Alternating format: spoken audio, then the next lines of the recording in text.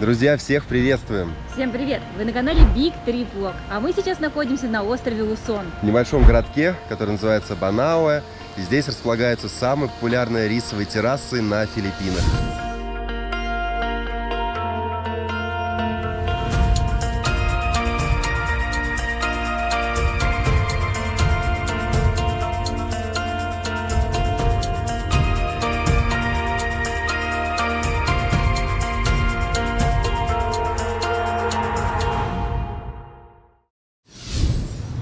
Давайте проведу вас по нашему небольшому отелю в Банауэ. Здесь всего 14 или 15 гостиниц. И всего лишь у двух из этих гостиниц есть туалеты в номере. В других отелях общественный туалет на улице. В общем, выбрать было сложно. Тем не менее, нашли идеальное местечко по доступной цене. За 1500 песо остановились в Банауэ Райс Homestay. Сейчас еще говорят, что невысокий сезон, поэтому цены доступные. С октября по декабрь у них высокий сезон, поэтому цены поднимаются, имейте в виду. Сейчас мы спускаемся вниз. Здесь, конечно же, много живности, собак, кошек, но здесь еще и много красивых цветов. Ну и, конечно же, потрясающих видов. Вот видите, я только спускаюсь по лестницам, а уже любуюсь всей этой красотой.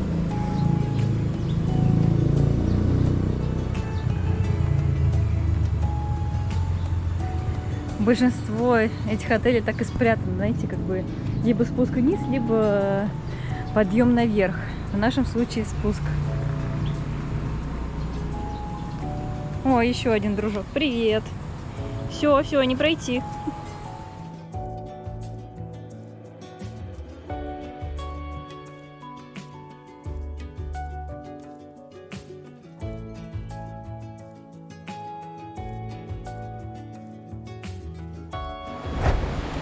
Здесь нас быстренько ночью зарегистрировали, расположили в комнате. У них есть ранний заезд за дополнительную плату, поэтому в этом нет проблемы. Отель украшен различным декором. Вот, например, посмотрите на этой табличке. Нарисованы человечки. Вот это вот обозначает Булу. Это бог риса. Здесь находятся столики. У них также можно перекусить, позавтракать, пообедать, поужинать. Смотрите, тоже какой красивый декор. Большая статуя мужчины из дерева. Какая кропотливая работа. И совсем маленький буйвол. Мебель также выполнена из дерева. Посмотрите, какие массивные столики, скамеечки.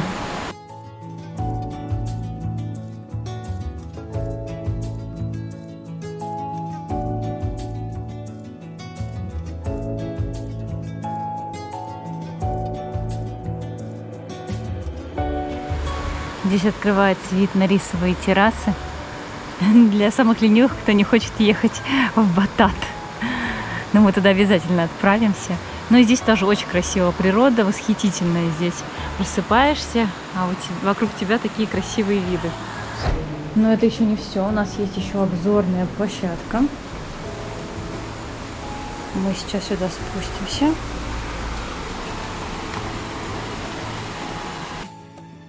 Здесь местный домик. Этот домик мы уже с вами видели ранее в музее в Багио. Называется этот тип дома Ифугао.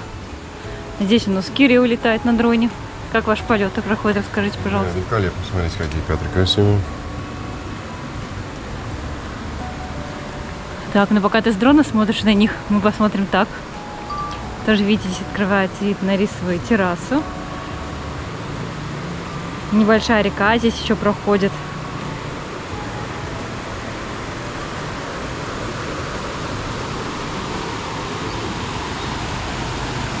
Я, конечно, хочу спуститься еще пониже и посмотреть на речку поближе.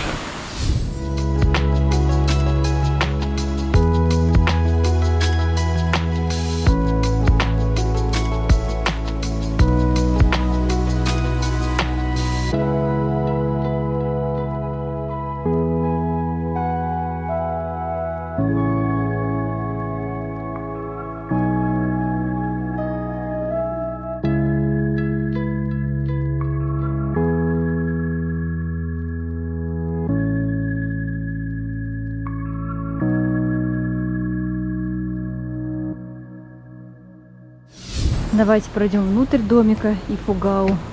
Здесь немножко темно. Даже в таком домике здесь есть возможность остановиться. Правда, я не знаю стоимость. Ну вот вы спите. И любуйтесь на этот вид. Не на Кирилл, конечно, я больше про природу. В этом домике есть вентилятор. Даже розетки есть. Тоже оформлен различным декором. Лестница для полотенец и одежды. И в этом домике, кстати, совсем не жарко, несмотря на то, что на улице сейчас прям реально жарко, градусов 30. Здесь прям комфортно. Я спустилась на еще один уровень ниже. К сожалению, дальше спуститься уже нельзя. Я хотела поближе к реке спуститься, но лестницы нету. Вроде бы, хотя... Сейчас мы еще посмотрим. Вот это вот попробуем поискать лестницу, которую я вижу. Здесь я вижу высокий бамбук. Посмотрите, какой он с толстым основанием. И, видимо, отель еще расширяется. Давайте попробуем поискать ту лестницу. Не уверена, что получится. Так, поняла, что я могу пройти к этой лестнице только через строительные материалы. Так. Вот эта лестница, которая ведет чуть-чуть вниз. Я напрягла рабочих, чтобы пройти через эту лестницу. Попросила подвинуть чуть стол, чтобы... Понятное дело, что я и так могла бы пролезть, но, честно, корячиться не очень хочется. Вот, поэтому попросила помочь мне. Yes, I will be very careful. Thank you. Сказали, что будьте осторожны, здесь очень скользкая лестница. Вот кого это пугает? Единственное, пугает, что я немножко замараю свои ботиночки.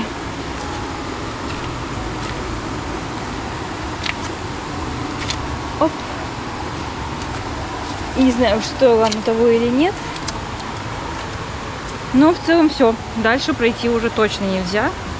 Я максимально прошла вниз. Ой. Ну, конечно же, испачкала себя.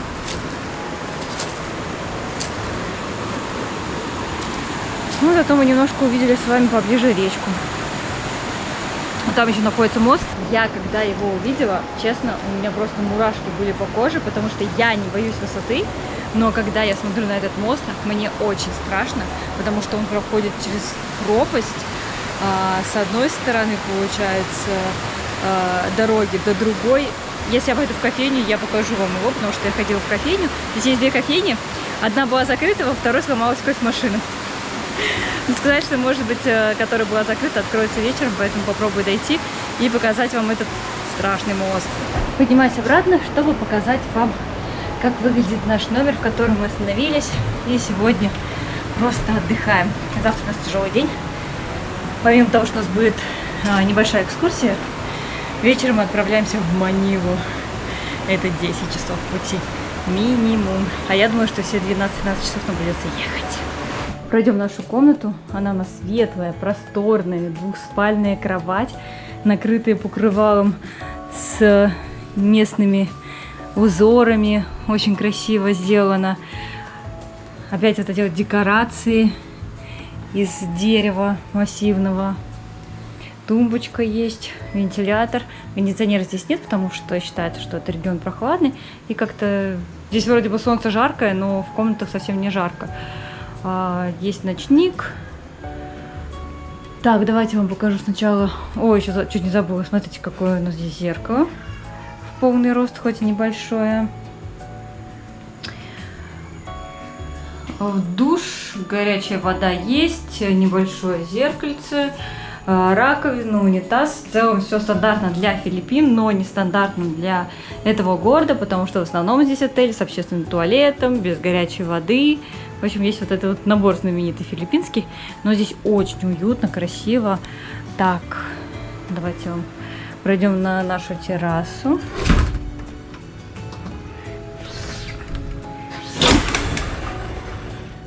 Я теперь с этим осторожна, потому что однажды я сломала себе ноготь, когда открывала одну такую террасу на острове Панглау. Долго потом страдала. Ну, здесь терраса у нас открывается потрясающий вид.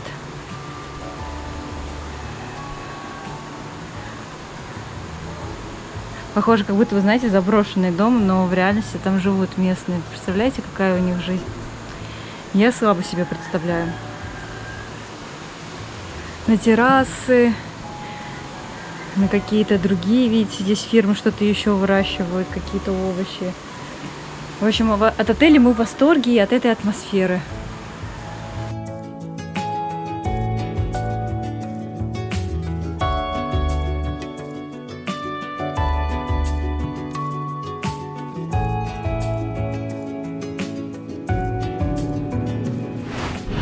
Fresh meal? Yeah. I will check.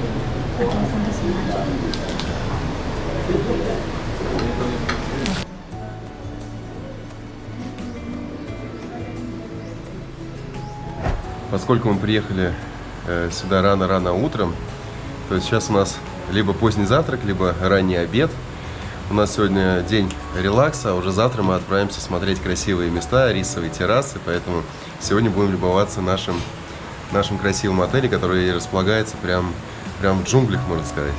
В отзывах почитали, что здесь очень вкусно готовят, поэтому решили заказать не просто себе завтрак, но еще и обед, как говорил Кирилл. У нас здесь курочка карри, вы не представляете, как она очень вкусно пахнет и приготовлена, чувствуете, знаете, по-домашнему. И морковный панкейк. Также у нас рис, чай из имбиря, который я уже первый выпил, заказал себе еще один. Кофе пьет Томочка еще. Это мед, который мы купили до этого, но великолепно добавлять его в чай. Ну, давай попробуем. Грин карри или чикен карри, да? Чикен карри, да. Угу.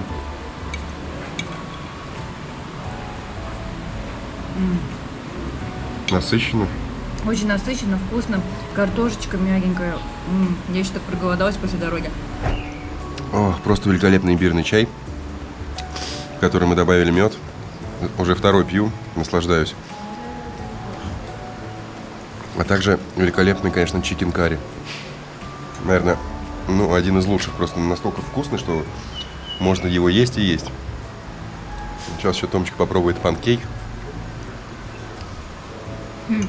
Это больше похоже не на панкейк, а, знаешь, на пирог. Угу. Тесто, да, такое? Да, да. Немножко, конечно, суховато, без сиропчика, поэтому сюда можно смело наливать побольше. Реально просто как морковный пирог. Так вкуснее. Наступил уже следующий день. Немного пасмурно, небольшой дождик идет. Мы уже успели позавтракать. И сейчас выдвигаемся смотреть рисовые террасы и другие интересные места этого городка. Вчера вот договорились с водителем Трайсикла, который устроит нам сегодня небольшую прогулку, покажет красивые рисовые террасы.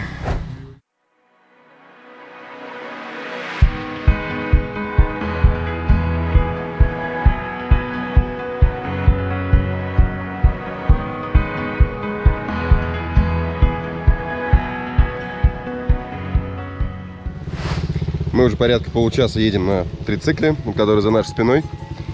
По-прежнему идет дождь, все в тумане, поэтому не уверен, что сегодня удастся показать вам красивые рисовые террасы. Кроме того, сейчас мы вышли, потому что водитель сказал, что так будет безопаснее, если мы пройдем небольшой участок, небольшой спуск пешком, потому что очень скользко. В общем, идем, гуляем, наслаждаемся природой. На самом деле природа шикарная. Здесь такие джунгли. Ой, ну, в общем... Обидно получилось, потому что у нас ограниченное количество дней. Вчера, получается, мы отдыхали в отеле, но погода была хорошая. Да, но мы не просто отдыхали, мы приехали утром, поэтому у нас не было никаких шансов никуда поехать. Мы могли поехать только после обеда. Но решили не дергаться и поехать сегодня прям с самого утра. Вот мы в 8:30 как вышли, так сразу и зарядил дождь. Ну, собственно говоря... Что имеем, то имеем. А сегодня вечером мы уже едем в Манилу. Доехали мы до первой точки. Место называется Батат. Здесь располагается небольшой магазинчик. Но вообще это одни из самых красивых рисовых террас. Также здесь находится еще водопад. Ну вот небольшая 20-минутная прогулка. Осторожно. Поэтому посмотрим. Дождик вроде как сейчас временно прекратился. И даже немного туман рассеивается. Да, если туман рассеется, будет совсем замечательно. Надо отметить, что дождь здесь не так часто бывает, поэтому мы такие особые счастливчики.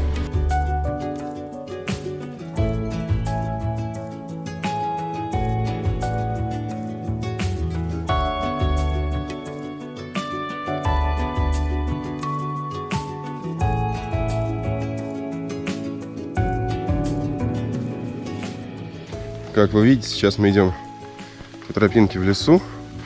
Встречаются различные разветвления, поэтому не совсем знаем, куда точно идти, налево или направо здесь.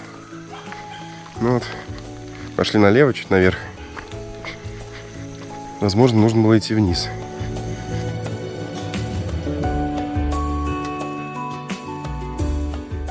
По дорожке дошли мы до какого-то гестхауса, до ресторанчика. Пока сами не понимаем, куда набрели. Сувенирный магазин здесь, еще что-то.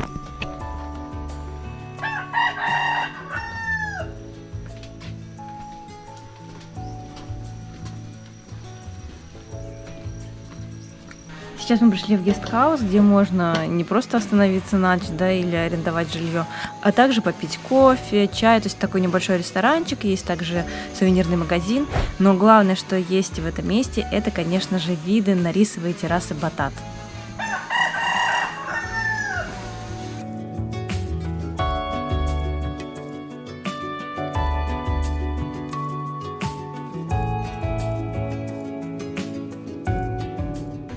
Здесь мы видим сувенирчики, которые продаются, да? Какие-то интересные штучки. 250 песо, вот я цену вижу сзади. Интересно, 150. 150, да. Ну, видимо, вешать куда-то, да, то есть какой-то оберег. Раньше у них было много богов, поэтому они, скорее всего, это и олицетворяют. Интересно, тут еще кончик необычный. И маски, смотри. Интересно. Среди сувениров также были обнаружены мачете, то есть специальный нож, который даже можно вынуть из ножен. Ну, вряд ли им кокос разрубишь. Да, но все равно очень классно сделано.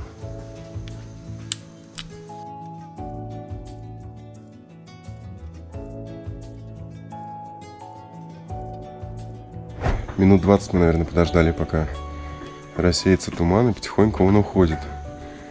Открываются шикарные виды на рисовые террасы, на горы. Рисовые террасы в Батате, это, конечно же, дикий восторг. Безумно красиво, тем более сейчас рассеялся туман, выглянуло солнышко, и можно в полной мере ими любоваться. Конечно, хорошо было бы, если бы солнышко было еще ярче, но и так все это безумно красиво. Сюда нужно обязательно приезжать, потому что это, конечно, не похоже на Бали, это вообще совершенно по-другому, потому что здесь эти террасы окружают еще и большие горы.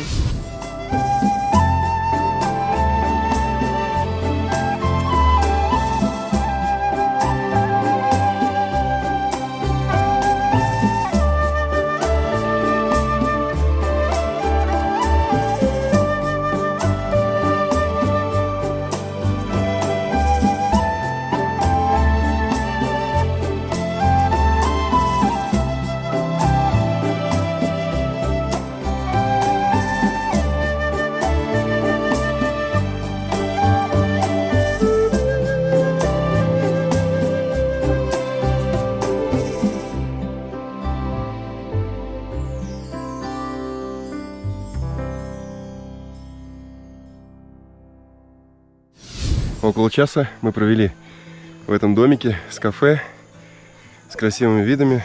Теперь идем по тропинке с не менее потрясающими видами. Пытаемся найти дорогу к водопаду. До него нам нужно спускаться, нам сказали идти около часа, но не совсем понятно куда.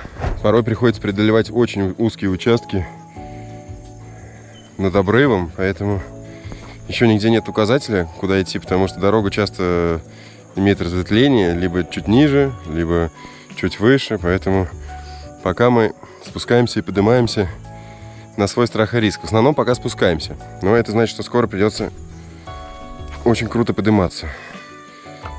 Уж не знаю, почему не поставить бы здесь какой-нибудь хотя бы указатель до водопада. Ну, возможно, поэтому перед походом к этим рисовым террасам и водопаду вам предлагают еще гида, который может с вами пройти и показать путь. Но лучше бы просто указатель повесили.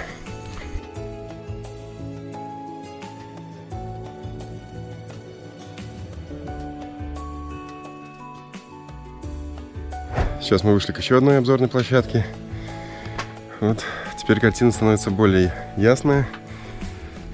Вот местные жители здесь сидят, тоже любуются видами периодически.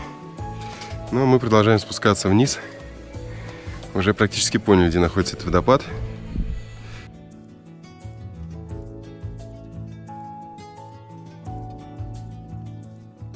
Вот местные готовят что-то из еды. Постоянно спускаемся, постоянно через местные домики. Помните, в отеле я показывала, как выглядят местные дома? Но там это больше, знаете, был такой очень красивый вариант. А сейчас мы видим такие же домики похожие, но только уже в которых реально живут местные жители. Все сделано из дерева. Ну, наверное, будет не очень прилично. Здесь ничего нет, только деревянная кровать. Вообще, надо сказать, что местные жители здесь очень колоритно выглядят. Видимо, испанские колонизаторы еще не добрались до них в то время, поэтому у них какая-то своя культура, у них другая религия, свои домики. Это очень круто наблюдать. И еще для нас, наверное, с Кириллом, это вообще самая необычная тропа, да? Обычно идем в какие-нибудь трекинги. Тропа и тропа вокруг природы, а здесь очень много местных жителей. Ну да, местного колорита здесь хватает. Плюс еще непонятно, сколько идти до водопада, где он находится. Но где-то вот вдали мы видим там люди, да? Никаких табличек и указателей, к сожалению, нет. Но это, видимо, потому что здесь распространены местные гиды, к которым можно обратиться, которые вас доведут до этого водопада без проблем. А так как мы без гида, сами мучаемся и ищем эту тропу.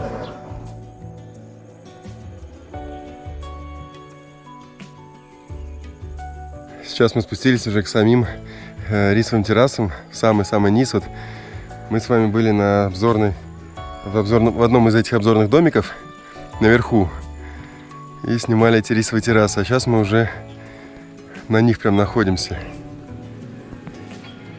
И идти нам вот к этому синему домику.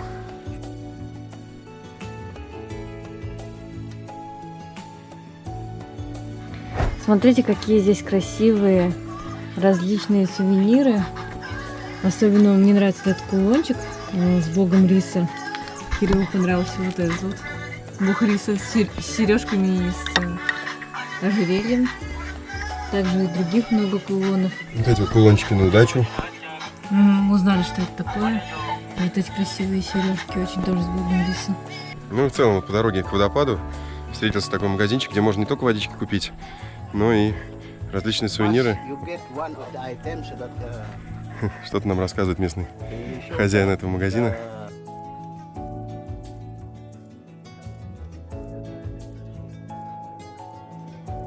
Взяли в этом магазинчике лишь водичку, потому что сами сувениры хоть и красивые, но немного дороговато. Надеемся, потом, может быть, в городе где-то увидим какую-то палаточку, остановимся и что-нибудь себе купим. Там еще, вы видели, есть специальные что-то типа масок, такие вырезанные из дерева в виде солнца. Это означает просто как добро пожаловать, что-то типа welcome, то есть это для того, чтобы вешать на дверь. Продолжаем спуск с рисовых террас. Специальная каменная кладка, где вот камушек за камушком, и как ступеньки по ним спускаешься. Нужно очень аккуратно идти, потому что на самом деле пространство не широкое. Здесь два человека буквально могут разминуться, но не более того. Мы видим, что некоторые группы с туристами ходят вот там вот сверху, по самому-самому верху.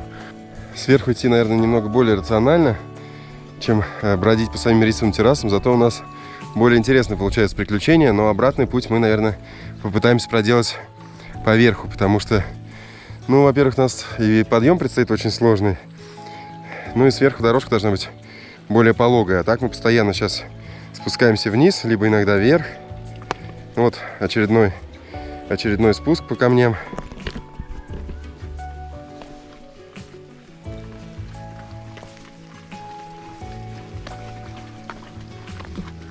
И по бокам рис. Рис в воде. Есть специальные к ним подведены шланги даже. Вода сливается прям в рисовые террасы. И то, что пару часов назад шел дождь, уже, конечно, от него не осталось следа. От него осталась только вода. Вода вот здесь в рисовых террасах. Ну, друзья, наша любимая традиция. Рубрика. Показать, как Кирилл поласкивает ручки. Умывается. Да не пей ее.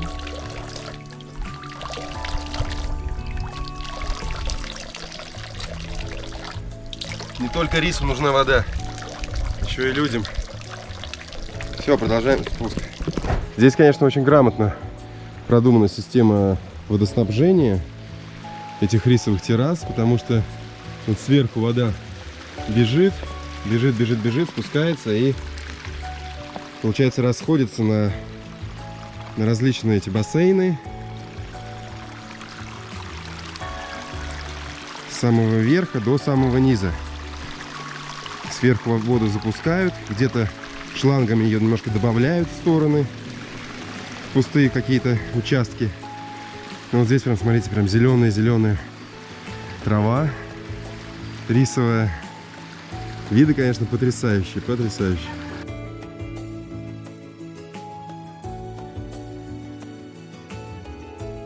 Сейчас мы подошли, наверное, к самому красивому месту в этих рисовых террасах. Самое зеленое, густое. И с одной стороны поле, и с другой стороны огромные террасы.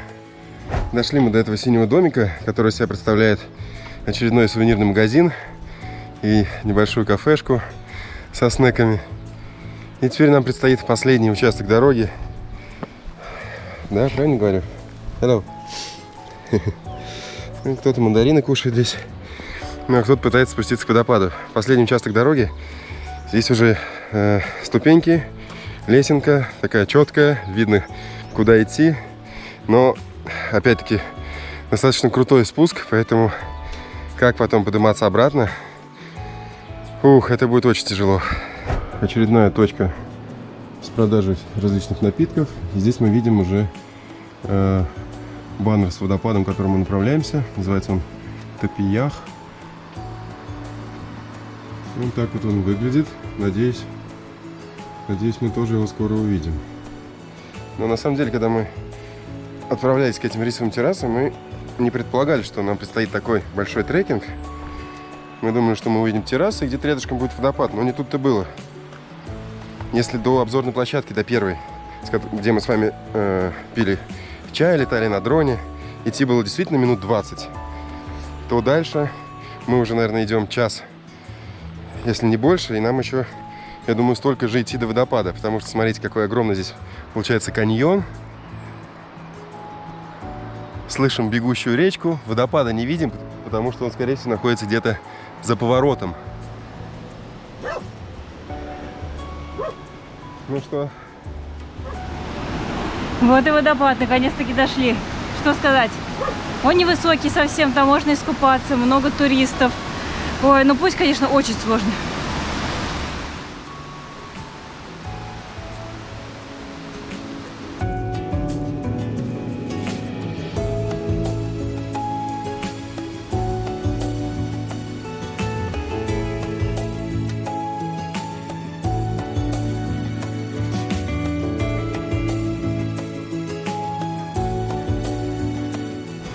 Все, теперь мы точно добрались до водопада. Здесь есть камушки, можно на камушках расположиться, отдохнуть. И даже таблички, это не заметила, проходили какие? На табличках написано, что прежде чем купаться, рекомендуем вам отдохнуть. То есть, ну, видимо, потому что сильное течение возле водопада, и после такой долгой прогулки сразу бежать без сил купаться не лучший вариант, поэтому лучше немножко отдохнуть. Фу, не знаю, как мы пойдем обратно. Обратно, конечно, будет просто...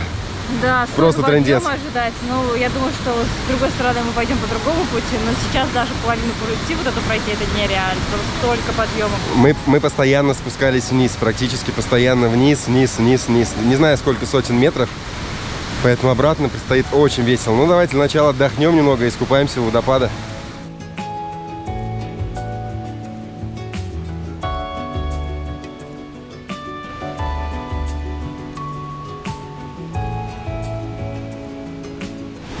Я вот тоже зашла в водичку, но все-таки очень холодно, наверное, я не буду купаться, потому что это нереально для меня. Я даже, видите, надела купальник, но нет, очень-очень холодно, поэтому купается нас только Кирилл.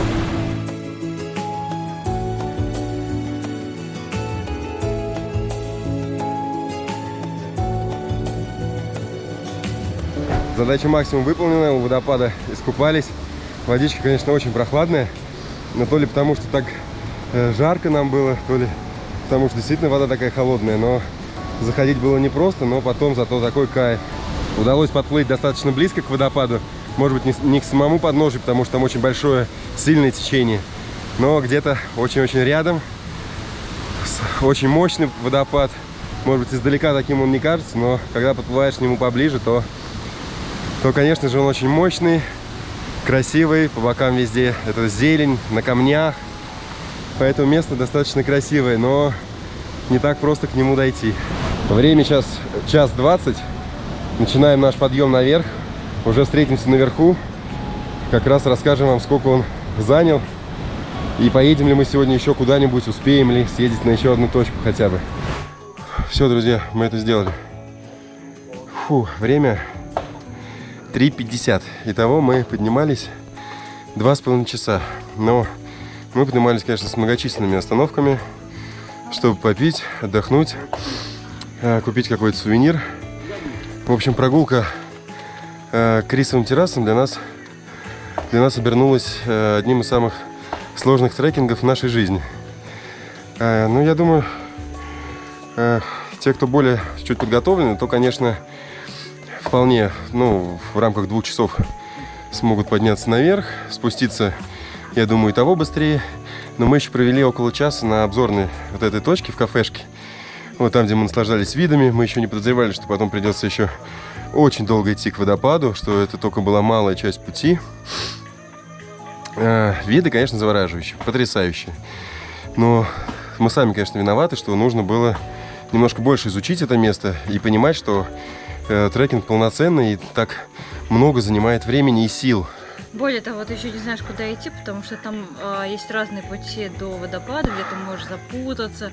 Что с нами происходило, потому что мы же шли без гида, в отличие от... Да. И вот, кстати, преимущество гида, который вот здесь как раз на начальной станции, куда вас привозят, где здесь паркуются все трайсиклы, какие-то джипни даже стоят. И здесь предлагают гида. Казалось бы, зачем? Просто идите вы к террасам, к водопаду, там потом спросите.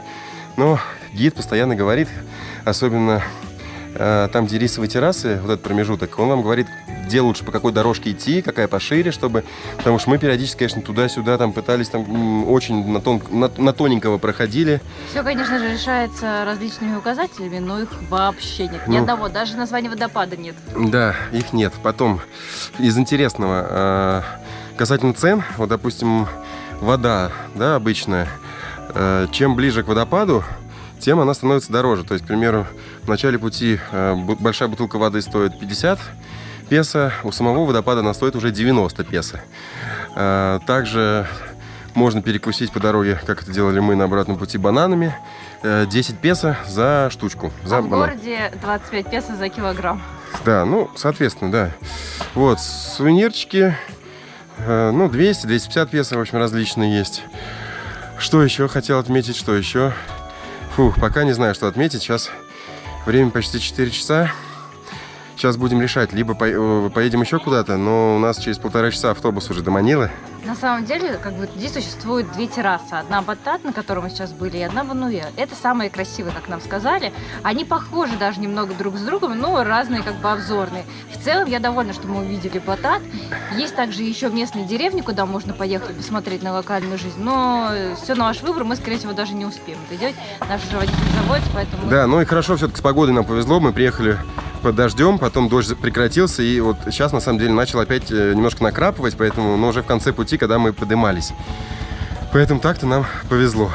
Ну и стоит отметить, что с водителем изначально была договоренность на 3 точки, что он нас повозит, соответственно, до 5 вечера, и договорились на 1200 песо на трицикле. Вот. Также была услуга от нашего отеля на вене, то есть на мини-автобусе, на комфортабельном, но там уже стоимость 5000 песо, да, то есть значительно дороже, но там зато было бы все быстрее, я думаю, удобнее. Но тут как получилось, так получилось сегодня. Да, но там было еще сразу с гидом, то есть здесь мы просто взяли как услугу такси, чтобы нас довезли до Батата, а там было все включено. В итоге водитель трайсикла сказал, что мы, возможно, успеваем заехать еще в местную деревню. Ну, будем надеяться.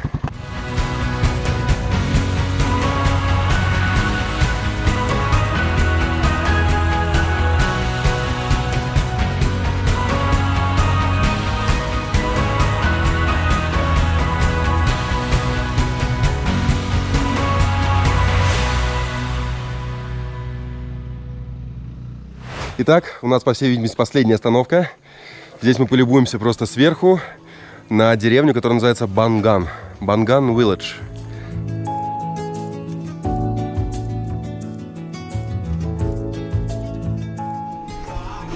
Hello. Good afternoon. Good afternoon. Take a picture. Yeah.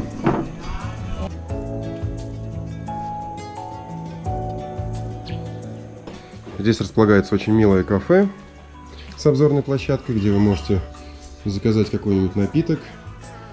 Вот, например, брewed кофе, да? 50 песо стоит. Кстати, пообщалась я сейчас с нашим водителем, говорит, все на самом деле рисовые террасы похожи друг на друга. Каждый приезжаете, гуляете по ним, но говорит, что Батат, на котором мы были, самая-самая красивая. Несмотря на то, что от меня было так много ворчания по поводу сложного пути, но то, что мы увидели, действительно, это одно из самых красивых мест, наверное, как минимум на Филиппинах. А уж рисовые террасы, то это уж точно были самые красивые в нашей жизни. Даже рисовые террасы на Бали, конечно, не сравнятся с этим чудесным, великолепным местом. Здесь как бы и горы, и террасы, и мы их увидели сначала сверху, после чего мы полетали на дроне, потом мы прогулялись по самим этим рисовым полям. То есть, на самом деле, зрелище было фантастическое. Ни на что не похоже, правда, ни на Бали. Вообще, это такое уникальное местечко. Поэтому остров Лусон, на нем тоже очень много всяких активностей. Не только Манила, не только столица. Да, до Манила там, знаете, такие, можно посмотреть какие-то культурные достопримечательности, но отправляйтесь прямо внутрь острова, смотрите вулкан Майон, смотрите Таль, если он будет открыт, смотрите рисовые террасы. Здесь, конечно, безумно красиво. Мы еще не все проехали, потому что остров Лусон, он большой. Здесь самый можно большой. провести несколько месяцев, и в каждой провинции вас чем-то своим удивит. Да, ну а пока давайте еще немножко удивимся этими шикарными видами. Да. Вы знаете, мы когда приехали на рисовую террасу, Кира говорит, ну что-то мы не восхищаемся, мало восхищаемся, надо больше для вас восхищаться. Ребята, реально место топ, приезжайте, смотрите, здесь очень здорово. И выделяйте для этого больше дней, чтобы не попасть вот под такую погоду. Да, сейчас опять начался дождь. Ну, мы за сегодняшнюю прогулку, наверное, прошли все стадии и отрицания, после чего уже и принятие было. То есть, ну, маршрут был не из простых, друзья. Надеюсь, вам понравились эти шикарные виды. Вы поддержите наше видео обязательно лайком. Напишите комментарии и, конечно же, до новых встреч в Маниле. Увидимся уже в Маниле. Пока, друзья. Пока-пока. Пока.